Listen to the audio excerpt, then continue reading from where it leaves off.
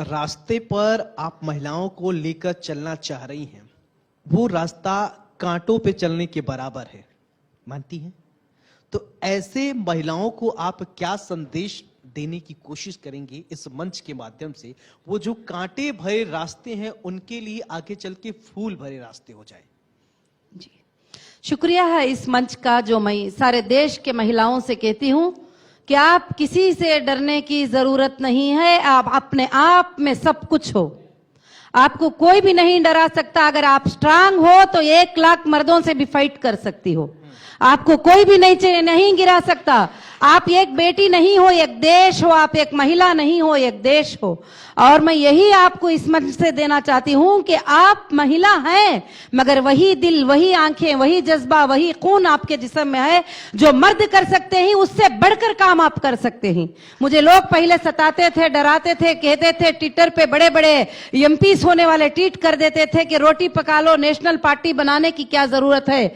मैंने उसके जवाब में यह दिया कि मैं रोटी भी बना सकती हूं, देश को भी चला सकती हूं, मगर आप देश चला सकते हो, रोटी नहीं बना सकते। तो इसलिए हम सबके साथ फाइट कर सकते हैं और हम बड़े ताकतवर हैं। आप ये मत समझो कि इनके पास पावर है तो ये करेंगे, पैसा है तो ये करेंगे। हम बगैर पावर के, बगैर पैसे के भी सब कुछ हैं, क्योंकि हमारे बगैर ना भाई है, हमारे बगैर ना शोहर है, ना हमारे बगैर बेटा है, ना हमारे बगैर देश है। तो हम ही सब कुछ है। इस बात को जैसा आपने जिस तरीके से प्रेजेंट किया, यही कहा जा सकता है, न हो साथ कोई, अकेले बढ़ो तुम, सफलता तुम्हारी कदम चूम लेगी।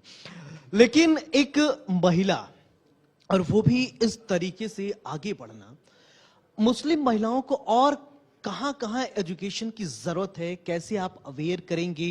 क्योंकि छोटा तबका नहीं है, बहुत ज्यादा और बहुत कॉम्प्लिकेटेड मानसिकता के लोगों से लड़ते हुए आपको वहां से निकालना है लोगों को और समाज के मुख्य धारा से जोड़ना है।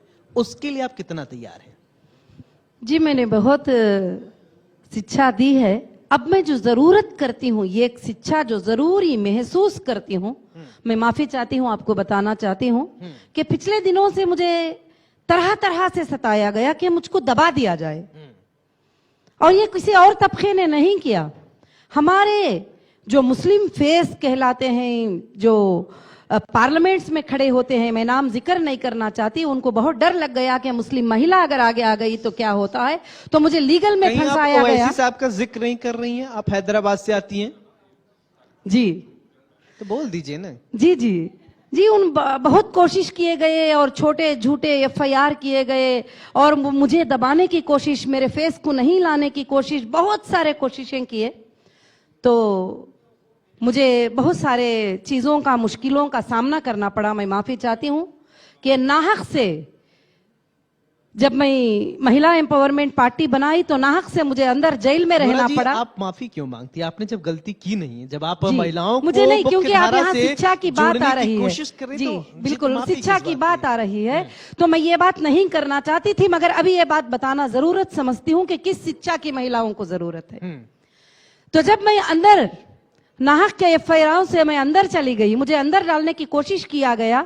मैं 10 अक्टूबर को तेलंगाना में अनाउंस करती हूं कि मैं ऑल इंडिया महिला एम्पावरमेंट पार्टी की तरफ से 119 सीट्स पे कंटेस्ट करने वाली हूं। तो मैं 14 अक्टूबर को अरेस्ट हो जाती हूं, सिर्फ 3 दिन के अंदर। तो मुझे पता नहीं था FIR किसको कहते हैं, PC किसको कहते हैं, GC किसको कहते हैं, लीगल नॉलेज क्या है। तो फिर मैं अंदर जो है लॉ पढ़ना शुरू कर ली और मैं क्रिमिनल एक्ट्स पढ़ना शुरू कर ली, क्रिमिनल बुक्स पढ़ना शुरू कर ली। फिर मैंने आने के बाद में हीरा लॉ एसोसिएट को मैंने फॉर्म किया और मैंने देखा कि कई महिलाएं वहां पर अंदर इनोसेंट हैं, वो बाहर निकल नहीं सकते ही, उनको लीगल कोई नॉलेज नहीं है। तो मैंने लीगल पे काम किया, उन महिलाओं के लिए वकील को रखकर हजार फाइन बनना होता है, 2-2 साल अंदर रहते ही मैंने उनको बाहर निकाला।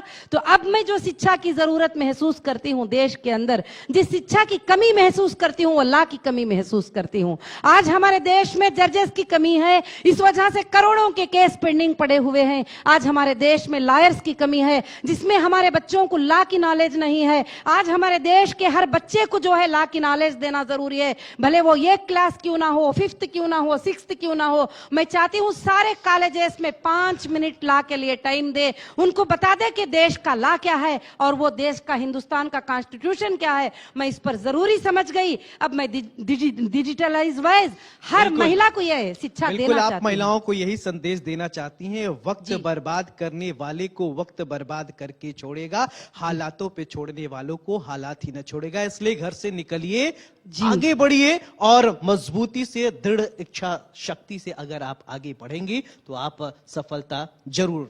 बिल्कुल, आप सच पर हैं, आप हक पर हैं। आप कभी पीछे मत जाइएगे, इस मर्द ने सता दिया मैं अब क्या करूंगी। औरत को लोग ये बोलकर सताते हैं, उस पर एक छोटा सा इल्जाम लगा दो गलत का तो फिर वो गिर जाती है, बुखार आ जाती है, ओढ़ के सो जाती है।